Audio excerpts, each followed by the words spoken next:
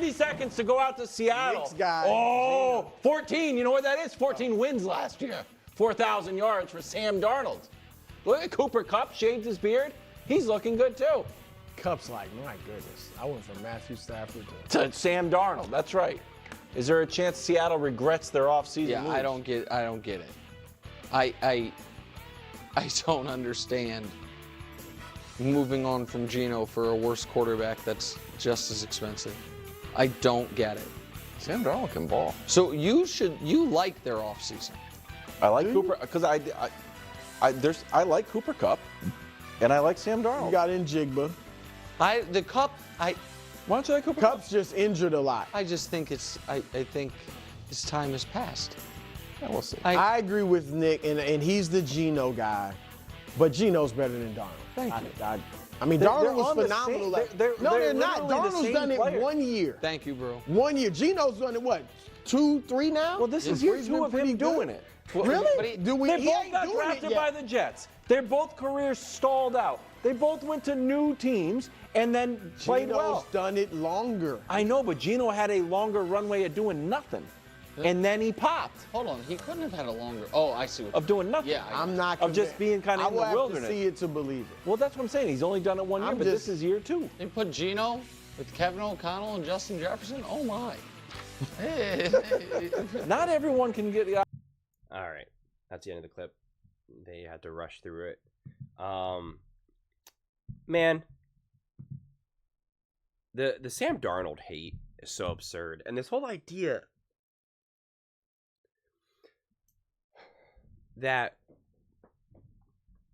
it was all Kevin O'Connell in the Minnesota Vikings roster, I take such issue with, because we've seen quarterbacks with Kevin O'Connell, with this roster, with Justin Jefferson, they fall off. Everyone thinks just because Dobbs and I forget what the other quarterback was, like, had some great moments, had a great game, that means like, oh, see, he just makes everyone work. But then you forget how those quarterbacks went nowhere and did nothing. And won a good, nice game, had a big game, and then not so much. And, you know, I think Sam Darnold does need a great coach. Not so much because he needs to be put in a great situation, you know, in a great position. And now, I mean, when I mean position, I mean like truly on the field, like, you know, being put in a position to succeed.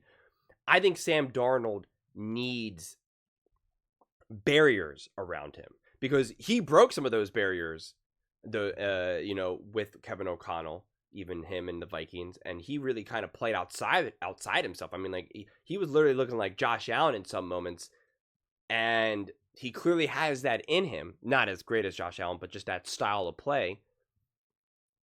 But I think since you're not as great as Josh Allen, it can really start to kind of crash a lot more easily. And so that's where where a good coach will put, like, almost like you're going bowling and having bumpers, you know, in the gutters.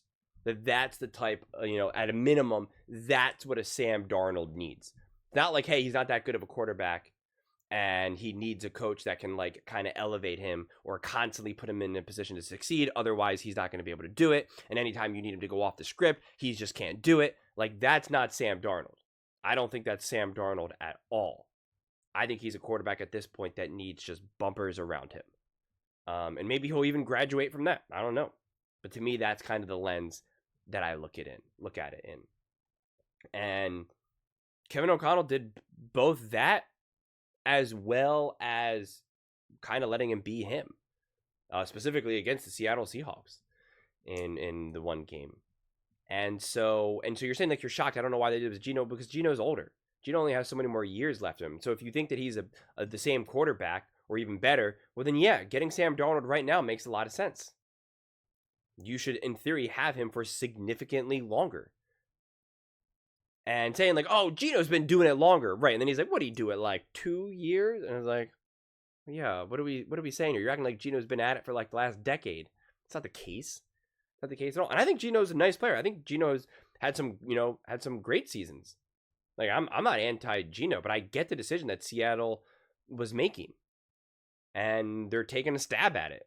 And I think that's fine. I think that's totally fair game to take a chance on a quarterback who could, in theory, be your quarterback for the next 10 years. Geno's not your quarterback for the next 10 years. And so if you have a chance to get a quarterback like Sam Darnold, who could be your quarterback for the next 10 years and pay him at a pretty decent price, that's a grand slam. I mean, that's great. That's fantastic. And if you're the Seattle Seahawks and you're like, well, Sam was on, or you know, not even if you're a Seattle Seahawk, if you're on, you know, having this conversation, looking at it through like a Seattle Seahawks lens, like, you know, how did the Seahawks be great? It's like, well, you're like, Sam Darnold was only good because of the coach and the roster. And it's like, okay, well then have a great coach and have a great roster. If you can't do that, well then you're not winning no matter who your quarterback is. And now Sam Darnold has proven to be able to ball when you have the roster and the coaching staff together. So it's like, why? So he has proven that. He has proven that. So it's like, there you go. So, you know, do I expect him to be able to lead the Seahawks to like a 14-15 win team? No. Do I have a clear idea what this team is right now? I don't. I'll be very honest about that.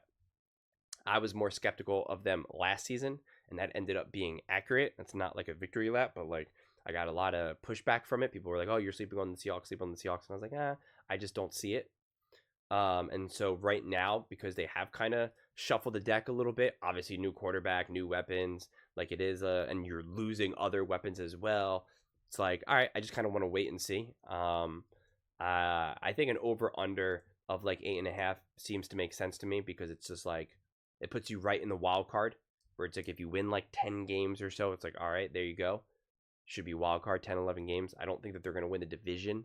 I don't, you know, that is, you know, I do think that this is going to be more the 49ers or Rams division to lose from that point. But I am excited to see, because I do think that they have a good young coaching staff there. And I think the defense should be really good. And to me, it's just like, I'm curious what they ask of Sam Darnold. And do they try to contain Sam Darnold, or are they just like, hey, man, get after it and let it rip? You know, if it's just like, hey, man, get after it and let it rip, I'd be a little bit more concerned. But I don't know. I think the OC hire was a good hire.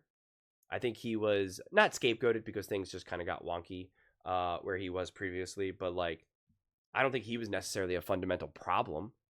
So I was going to try to find some, like, headlines. But, I mean, if you remember the beginning of the year last season with Clint Kubiak, like, people were like, this guy, you know, he's the hot shot. You know, everyone's going to want him as a head coach right now. And then things, you know, took a turn, but it was like they got injured. You're losing a lot of players. You're using a backup rookie quarterback. You know, it's just like, I don't expect, and especially a young coach, like, I don't expect him to be able to navigate that very well. And most experienced coaches or coordinators will struggle to deal with that. So it's just like, you know, that's not a surprise. I forget if he was fired during the regular season or if, you know, once Kellen Moore got there. But yeah, I think there's still a lot to be optimistic about the Seattle Seahawks.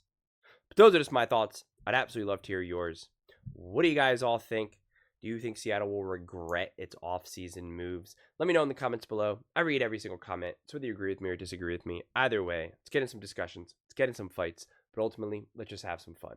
And please do consider subscribing. We're building an amazing community here, and absolutely love to see you part of it. I want to build something that we all genuinely feel connected to. Something that we're really excited to be part of. I think we're well on our way to doing it. And please don't forget to give this video a thumbs up, as it really does help with the visibility and the algorithm. Thank you so much. See you next time.